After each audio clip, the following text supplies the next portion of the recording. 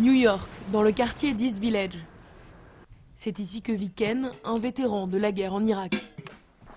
2 ans à Bagdad et 5 ans pour s'en remettre. Ce jour-là, je ne l'oublierai jamais.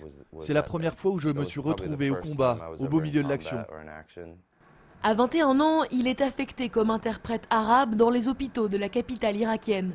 Et ce sont les cris d'enfants aux membres arrachés par les bombes qu'il doit traduire aux médecins américains.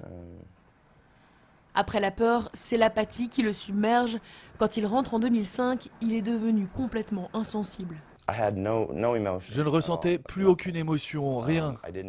Tout m'était égal, les gens, ma situation. Je n'étais pas heureux, je n'étais pas triste non plus.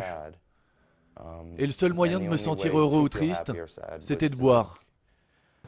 5 ans d'alcoolisme, d'attaques de panique, une tentative de suicide, Ken est victime de stress post-traumatique. Jusqu'au jour où il découvre la méditation grâce à un ami.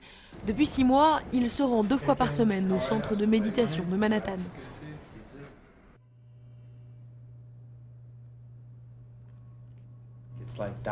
C'est comme faire de la plongée. Quand tu plonges, tu n'as pas à faire d'efforts pour descendre au fond du lac. Eh bien, la méditation transcendantale, c'est le même procédé, car ton esprit est déjà conditionné pour accueillir ses pensées.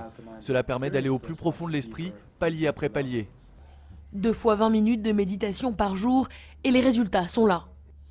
Le résultat immédiat que j'ai noté, c'était surtout que je n'avais plus besoin de boire pour me sentir bien ou pour me sentir heureux.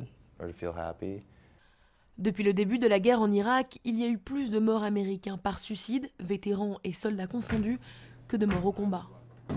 500 000 soldats souffrent de stress post-traumatique.